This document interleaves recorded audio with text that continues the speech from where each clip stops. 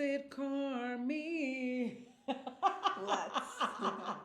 What do you feel about Sid? I feel like the internet pulls for Sid and Carmine in a way that makes me feel like we're all toxic. In the sense of Elaborate. like, I feel the way Carmine treats Sid is not any foundation for a solid, beautiful romance. Yeah, what I would say is maybe what the internet is referring to is undeniable tension between Sid and Carmi, but that doesn't necessarily mean that. I mean, these two people are very close, like they're co-workers, right? And Yeah. so, if I were in Sid's situation, I would completely disregard or try to minimize physical, sexual tension because what is priority? This restaurant, right? The Yeah, yeah, yeah, professional yeah. relationship, and I understand people being like, oh, they should get together, but should they? Imagine throwing It's kind of like sex that. in the mix. I think it's that bust a nut person, a bust a nut theory, where it's the bust a nut theory kind of connects with the like childhood bully theory. Like he's bullying you because he likes you. Oh, And I think interesting. it's that mentality of like if they just had sex, they would realize they loved each other and cook a feast. Like there is a little of that mentality in the internet of just like he hurts you because he loves you. He just really wants to heal you. And I don't know, season 3 made me feel like, no, I actually think Carmine is a menace. He has a lot of mental health issues, and I think that Sid is an empath. And we've talked about our own empathic ways in relationships because it ends with her having a panic attack. Yes, yes. And that just felt very like empath in a toxic relationship to me, where you just kind of pick up the darkness of your partner and they don't necessarily pick up your light. Or they don't. Or they don't pick up that you are their light. Because Carmine totally uses Sid, Yes. but is not exactly rewarding her. I like that you touch on the empath component of Sid's personality. Oh shit, is it recording? No, it's recording here. No, it wasn't recording, or was it? Oh, it wasn't recording? Should we go in? I don't know what's happening. Why are you not recording? The video wasn't recording, but the audio was. Oh, okay, cool. OSP, it's not working. These cameras have the tendency to be really they're action cameras, so the point is that they're supposed to be travel size, Okay. but they do have a tendency of kind of being a little freezy and they heat up a little too much. And you post the video on YouTube? Yeah. Okay. Do you want me to send it to you for your Ciudad de Mexico? Well, yes, and I don't have, you haven't even sent me a link to the podcast in general. I know I have to. It's just I'm like, oh my god, I'm doing it. Yeah, you should be sharing it with people. Do you want to just like let Do this audio. cool off and just do Yeah, audio? Okay, maybe so do audio. I'll edit out this whole mess, Okay. but let's go back to your point. Sorry, I've lost my train of thought. I think I said about the bust a nut theory. Bully theory. Okay, no, I remember now. Yeah. No, so for me, I hadn't thought too deeply about the Sydney Carmi connection because to me it's just so obvious that they should not mix romance of any kind in that already fragile relationship in which Sydney feels very what's the word I'm looking for? Not intimidated, insecure. She feels Yeah. insecure in that relationship because there's a power dynamic to it. Yeah. Carmi's the accomplished, world-renowned Yeah. chef, right? Who's come back to the hometown and working in this shitty sandwich shop, and she kind of views him. It's like what's a phrase of like be careful when you meet your idols type of thing. And I think that their relationship is an exploration of what happens when you not only meet your idol, but you work with them and you realize, oh, they're just like me, they're human and they're full of flaws. That is so. I think that's really interesting because it's something we were talking about where sometimes you don't really realize how you entered a relationship or how you acted in terms of like half truths and things like that. And I think to Sid, part of why she entered a relationship at all with Carmine in terms of boss, in terms of friend, potential love, is this he she perceived him as who she wanted to be, Yes. as who she could be, and he supported a side of her she wasn't ready to approach. What do you mean? The side of her that was this chef, the side of her that could be world renowned, the side of her that could be a leader. Mm. And I think part of the dangerousness of their dynamic is that you're attracted to these people because, at least in image, they are who you want to be, but they also give you insecurities that you never had. Like, she wasn't having panic attacks. She never invested in herself, but she also never doubted herself.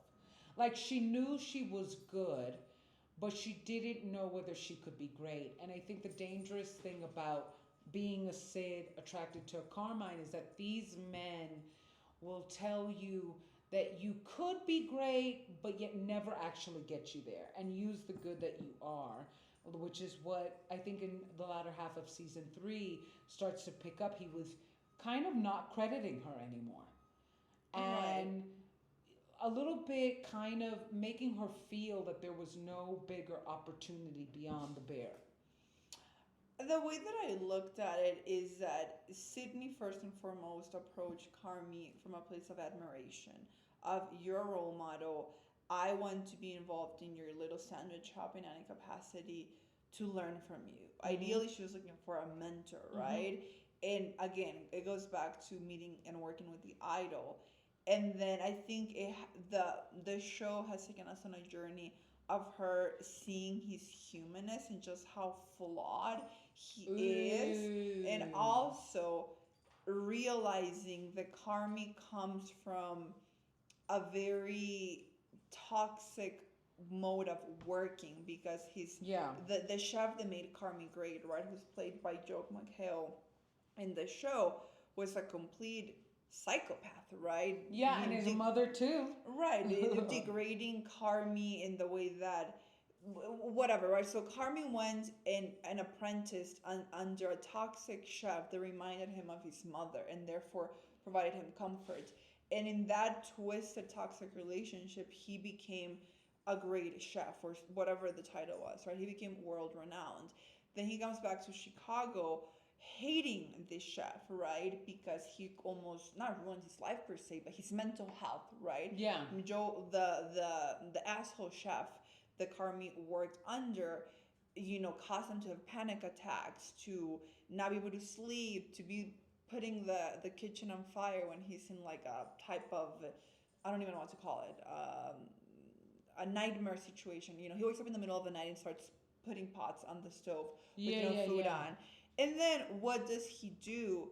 What everyone that has unprocessed trauma does, which is repeat the cycle, the vicious Yeah. cycle. And he goes and repeats that situation that he was in with Sydney, right? Because how does the season end? Sydney having a panic attack. Yeah. And, I feel that Carmi recognizes very early on Sydney's talent. And also, Sydney's looking for validation from a world-renowned Yeah, chef. yeah. And he gives it to her, and she's kind of, I don't know if addicted is the word, but validation Yeah. and praise feels very nice. She's excited that someone as accomplished as Carmi thinks she's good at all. Blah, blah, blah. She continues working with him. And then in season 3, it's her seeing the full reality, the shortcomings, and what she already was getting at in season 2 of, okay, I'm going to be under this guy's shadow. My ideas don't, yeah, he'll take them into account somewhat, but ultimately he's going to do whatever he wants to do. And that's why she's considering that other opportunity at the restaurant, right? Yeah. Because she's coming to a reckoning with herself of how Yeah. things really are. And I don't think the tricky part about all of this is that Carmi's never acting from a place of maliciousness. He's never waking Yeah. up saying, I'm gonna go use Sydney, I'm gonna go make her feel small, and I'm gonna totally dismiss her ideas. Yeah. No, he's acting from his trauma. He's wounding, and in the process, dragging Sydney along. Yeah. Because he's got major unprocessed mental health issues. It makes me wonder, because it's something that I've noticed. I was thinking about in terms of dating, that there's this concept of the woman you reach for. Mm. Men have the tendency to leave a relationship when they don't feel they're reaching for you. What They does don't that mean? feel like they love, particularly narcissistic men, the concept of a woman that is above them. Okay. And it makes me think of Carmi and Sid, because here was she had this concept that he was above her, Mm-hmm. and now she's realizing no, he's not. They're on the same plane. Should you leave somebody? Should you be with somebody that is on your same playing field, or should you, typical? It's a wealth advice that's often given. Should you just surround yourself with people that are better? The minute you realize someone is like you, should you release them? No. Why would you do that? Because the whole concept is you should always aim for better. You should always stick by people that are better with you. So was it her time to leave the restaurant the minute she realized that Carmine was just another human being like everybody else and not this world chef, world renowned icon? Well, we also have to keep in mind, literally, season 3 covers the span of a few weeks, right? Mm-hmm. It's not even, I don't know, like maybe a couple months at most. So it's also unrealistic to put this much pressure on Sydney's professional career trajectory that in 2 months, say maybe even 3, she should have this huge epiphany and then walk away. I mean, people say in shitty relationships, romantic or professional, for years. Yeah. So why should we put the pressure that, oh, she realized they're on the same plane, she But needs is to she exit? tripping on something that we often trip on, which we've talked about before, which is we let 6 months become 6 years in just investing too much in 6 weeks.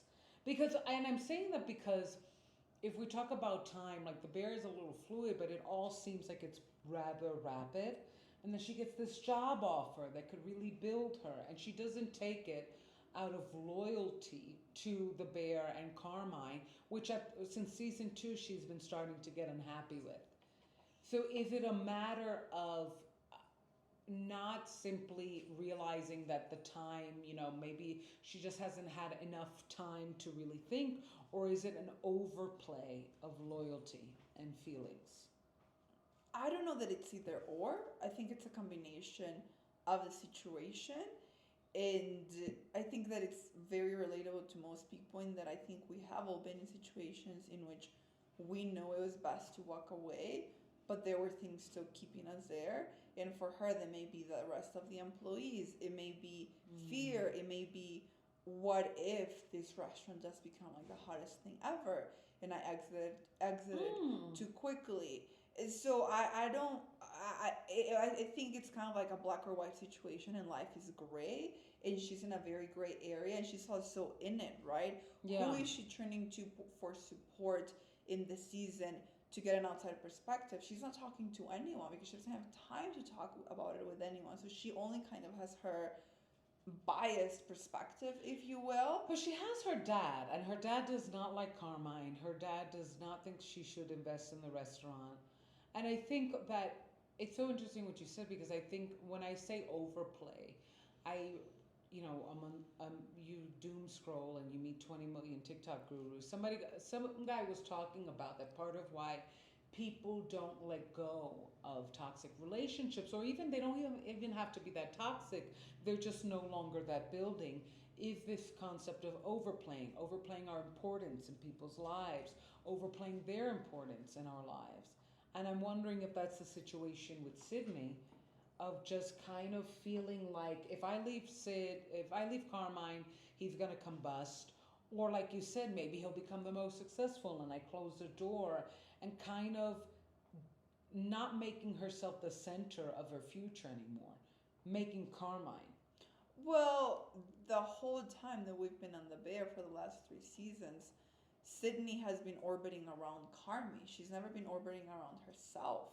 And I think in season 3, it's when we're starting to get a glimpse of what it may look like or mean for her to orbit around herself, for her to make her the main character of her movie.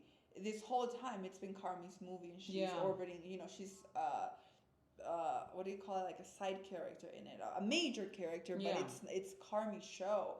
And that's just kind of been the nature of the show, right? And so I don't think that it's far fetched where we leave Sydney in season three in a very conflicted type of place because she's just starting to realize, I think, that she has not only the potential, but now other people are seeing that she can be her own thing. Yeah.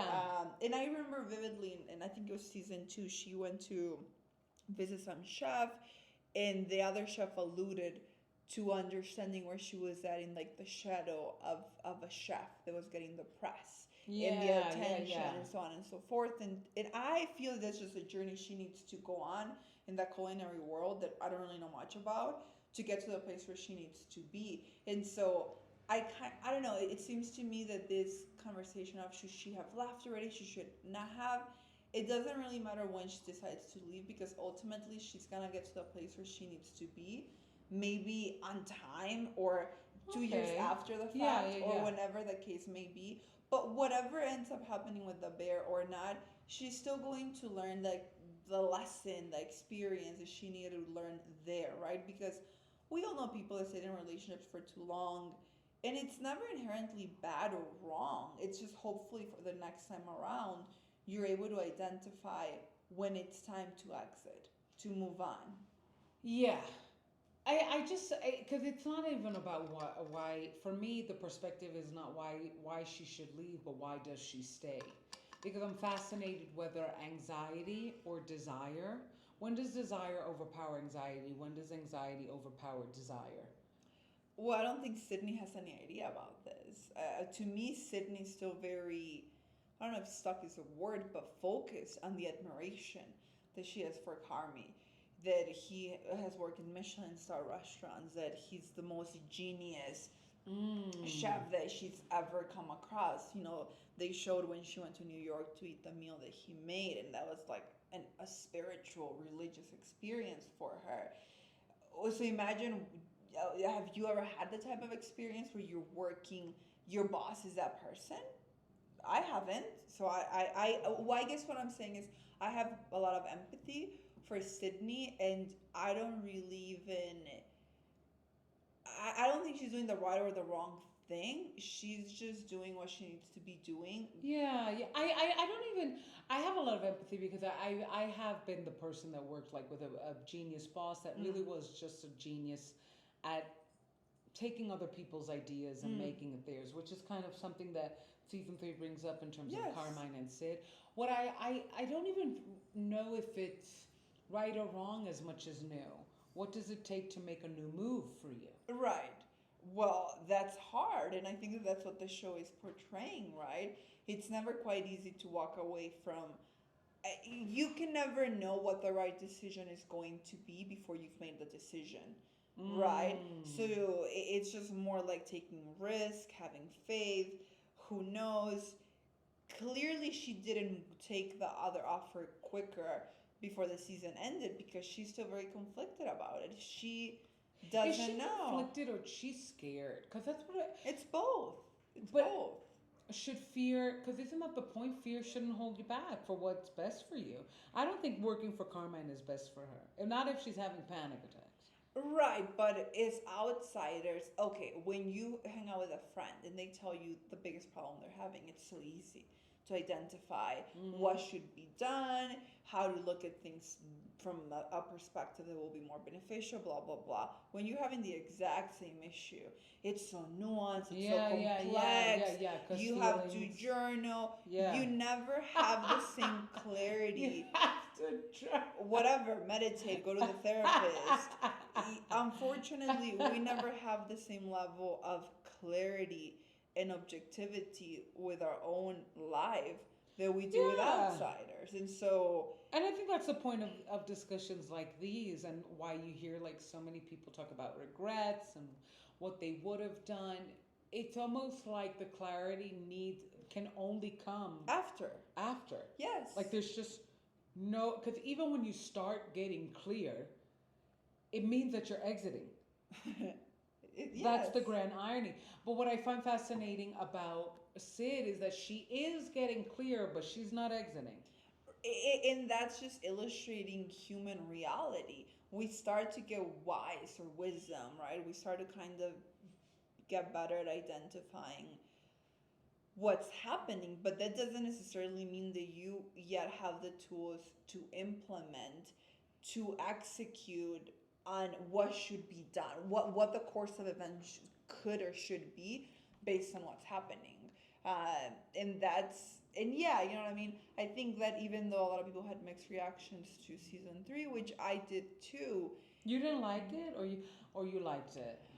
I felt that compared to the other two seasons, it wasn't as strong. Yeah. Um, for a number of reasons. One of them being the Claire storyline Oh yeah. that felt very, what's the word that I'm looking for, rushed and glossed over. I mean, these two people were in love, right? Their childhood crushes, sweethearts. Yeah. He says this shitty thing. This is someone that they were, they were dating seriously, and then he says this horrible thing as he's having a panic attack Yeah. on the opening night of his restaurant, like the most stressful time in his life. And then it's just pure silence after that. It just Yeah. all felt very unrealistic in that sense. And then we never got we never got an episode with Claire. Like like if we're supposed to Yeah. care so much about Claire because it's Carmi's, the love of The love Carmi's of his life, life, yeah. shouldn't that character be developed for us to care? Yeah, yeah, yeah. She is a little like everybody's Pixie telling dream me she's girl. great, Yes. but I haven't seen it. Everybody's telling me there's love, Right. but I haven't really seen it. I totally know what you mean. I just felt like the first two seasons were so deep and intense in terms of trauma. Like the episode where she was giving birth was fantastic. I thought that was very much about mother daughter dynamics and kind of how trauma does impact that. Yeah, I also think that when a show becomes so hyped, it enters dangerous waters Of course, there's a lot of of just pressure.